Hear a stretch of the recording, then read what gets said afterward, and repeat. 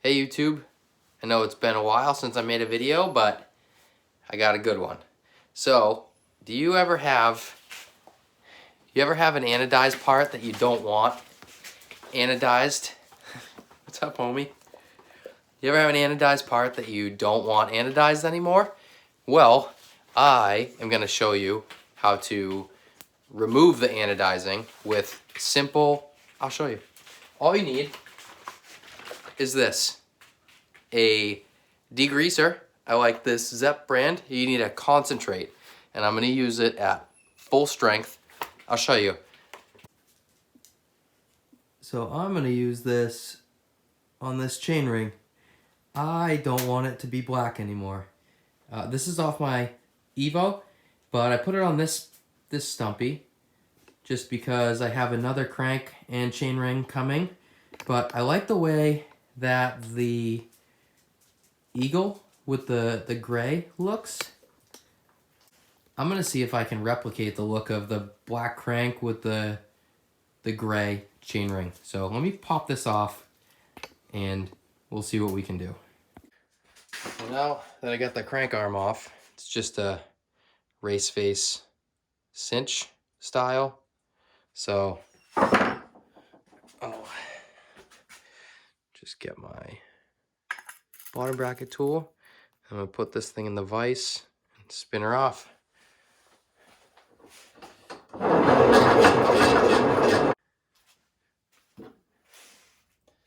Just put this thing in the soft jaws. It'll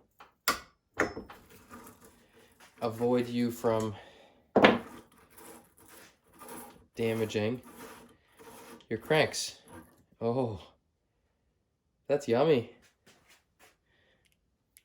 Probably should have been taken off and cleaned a while ago. Look at all that dirt in there.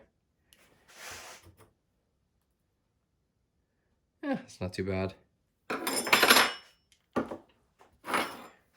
So this is kind of a test. I just want all the black to go away. But last time I did this with my Crank Brothers pedals, all of the laser etching actually is still legible. Let me grab a pedal. Well, you can't really see it that well because they're pretty beat up, but you can still see that it says mallet E right there. Maybe the front side's a little better. It's not really a good representation of what it is, but. So the stuff I personally like to use is this Zepp Industrial Purple Cleaner and Degreaser Concentrate. I got it at Home Depot, just a gallon of it because I use it all the time. But it's just pretty much what you're gonna do. Take this thing. I mean, you don't have to clean it really or anything because you're putting it in degreaser, and then just find a bucket to put it in, and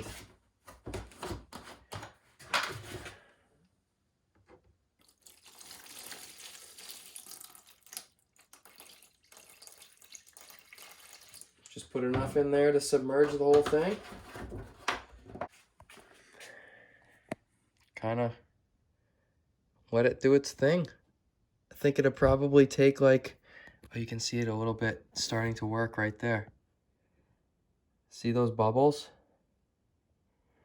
That's actually pulling the anodizing off around where the teeth are, because the anodizing's already started to wear off there. So I'll check back here in a couple of minutes and see how it's going. Just kind of flake it off. This is probably another thing you're gonna want, like once you start getting the anodizing to come off, just give it a scrub with a wire brush. I like to use the brass ones because they're a little softer than the stainless steel ones and they don't damage the part. But when I pick this up, I'll have gloves on because you don't want to get this degreaser on your skin. It's kind of nasty. So I'll check back in a couple minutes. It's been about 10 minutes and I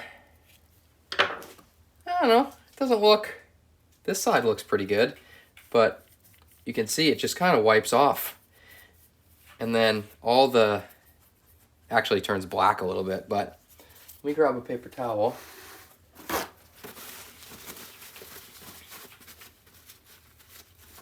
Oh yeah, we're good. So what I'll do is I'll run it.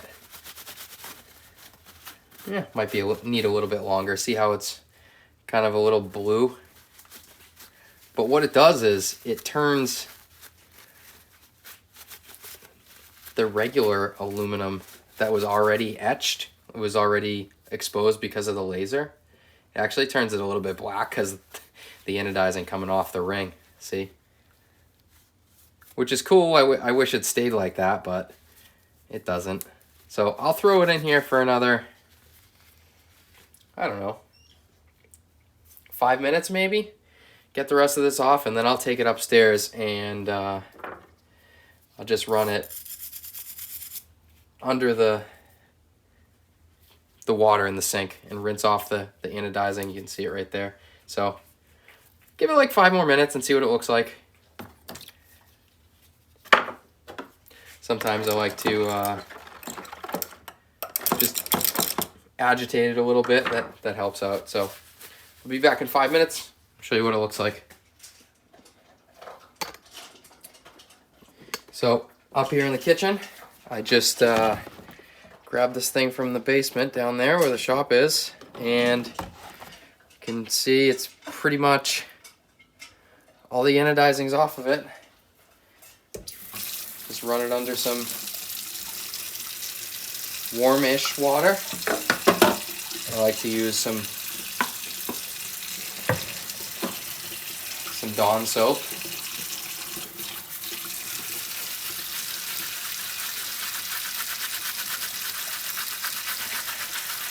If you go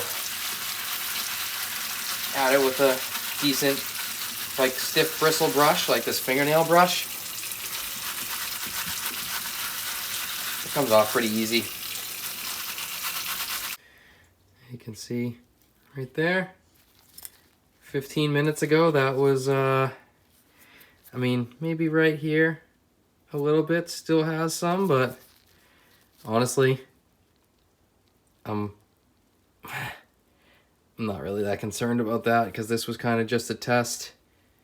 But this should look pretty cool. Let's throw this back on the bike and see what it looks like. Throw a little bit of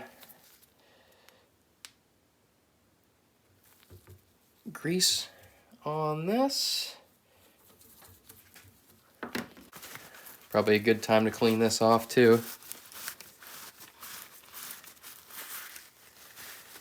It's good. Throw a tad bit of grease on there. And then, good thing is, I can still see the lines. So I gotta line this mark up with the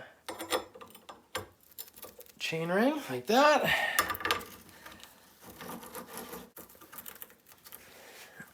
And make sure it's going on straight.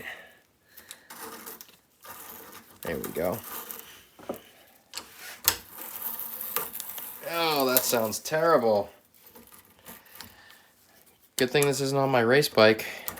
This thing is 1994 stump jumper M4 aluminum. Ah, this is gonna look good. Whoops, knocked off the soft jaw. All right, throw it on the bike.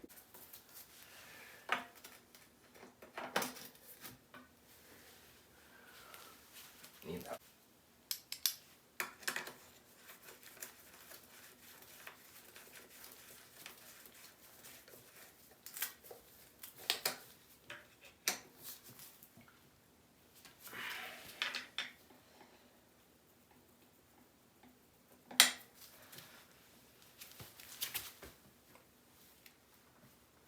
Click.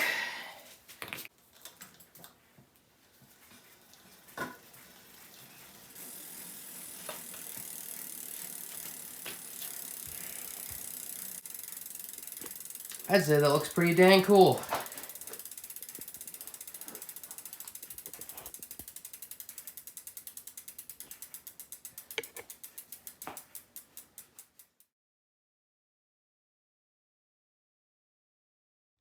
Well, thank you for watching my quick video, but all you need is some of this stuff, a little bin to put it in and some time, and you can get some pretty cool looking silver parts like that if you don't like the anodizing that came on the part that you bought. If you change the color scheme of your bike and you don't want, say, a black sprocket, or I have a gold sprocket on the back of my cassette that I might do the same thing to, because I got a new bike coming. I sold my Evo frame, so I'm gonna build up another Specialized. It's carbon. You'll have to wait and see what I build up. Thank you for watching. Keep working on your stuff, keep shredding, keep tinkering, keep learning, keep getting faster, and I'll see you in the next video. Peace.